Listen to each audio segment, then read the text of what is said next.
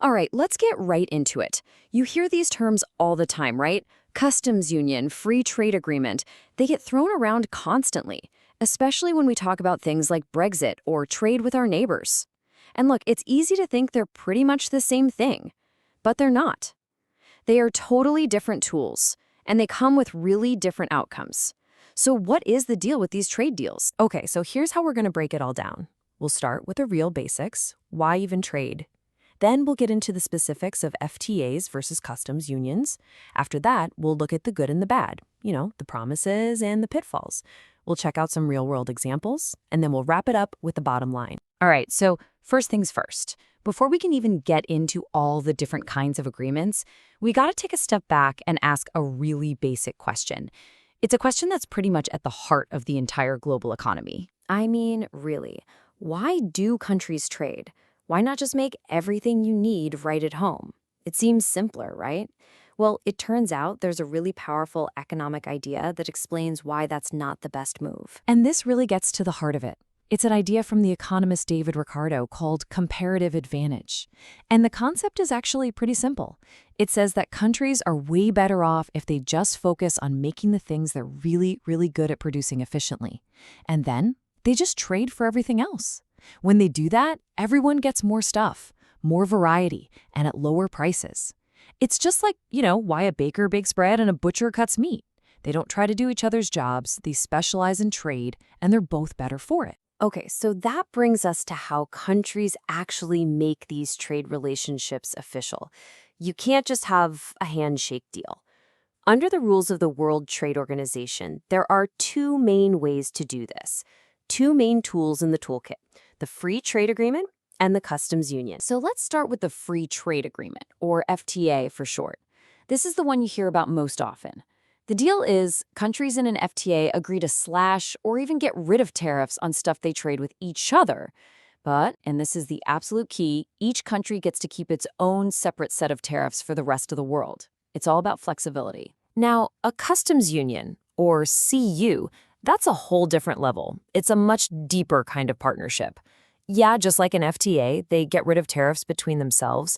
But here's the kicker. They also create a single common tariff for every country outside the union. So they all have to agree and use the exact same tax on imports from, say, China or the US.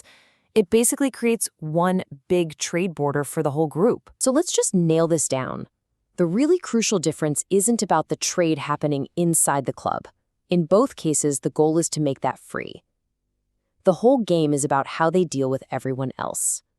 With an FTA, you get to do your own thing. With a customs union, you have to act as one. It's independence versus unity. Okay, but this brings up a pretty obvious problem, doesn't it?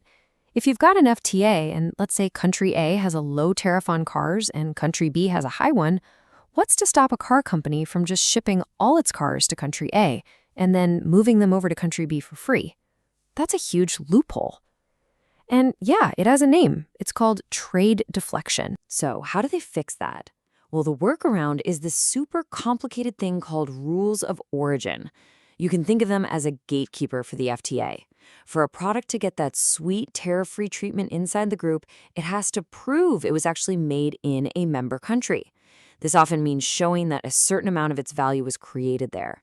So this whole system stops that trade deflection problem, but man, does it create a mountain of paperwork and extra costs for businesses. Okay, so that's the theory. But what happens when the rubber meets the road? Let's talk about the good stuff, the promises these deals make, and of course, the potential downsides. And the potential upsides are huge for sure. The big arguments are that these deals kickstart economic growth, they make local businesses sharpen their game to compete, and of course, they mean lower prices for you and me. Plus, they can be a magnet for foreign investment, and you get this cool thing called technology transfer, where big global companies come in and share their know-how. But, there's always a flip side. Critics raise some really serious flags. They worry about jobs getting shipped overseas to places with cheaper labor. They worry that entire domestic industries could just get steamrolled by foreign competition. And then there are the big ethical concerns, right? About poor working conditions, damage to the environment, and even companies getting their ideas and patents stolen. All right, enough with the abstract concepts. Let's make this real. We're going to look at a couple of major real-world examples that show you exactly how all this plays out. First up, let's talk about the customs union between the EU and Turkey. It's been around since 1996, and economically, you can't really argue with the numbers. Trade has exploded, it's quadrupled. It's helped Turkey grow its economy in a big way. But, and it's a big but, this specific CU comes with a massive challenge. And that challenge is something called asymmetry. Basically, Turkey has to follow the EU's trade rules and use its common tariff. It has no choice. But because it's not a full EU member, it gets zero say when the EU goes off and makes a new trade deal with another country. So what you get is this really unbalanced situation where Turkey is a rule taker, not a rule maker.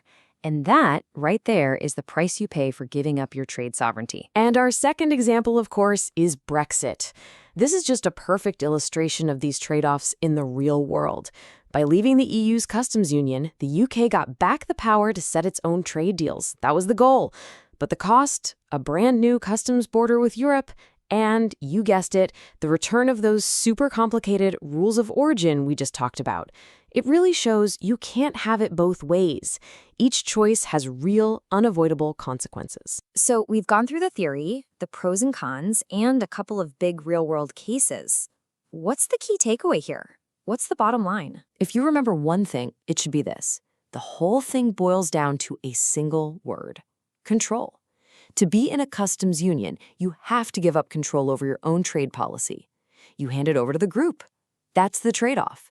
You give up some of your independence, and in return, you get deeper, smoother integration. A free trade agreement, on the other hand, is all about flexibility. It lets you be the master of your own destiny, striking whatever deals you want with whomever you want.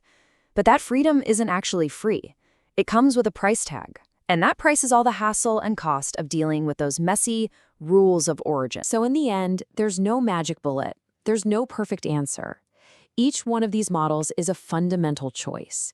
It's a strategic balancing act, right? Do you want deeper economic ties, or do you want more national control? And whichever path a country chooses, it has very real consequences for businesses, for workers, and for all of us as consumers. And that leaves us with one last big question to think about. As the world faces all these new challenges, we're talking supply chain security, climate change, you name it, you have to wonder, are these traditional agreements, these tools designed for an older world, are they part of the problem now? Or could they actually be part of the solution? Something to think about. Thanks for tuning in.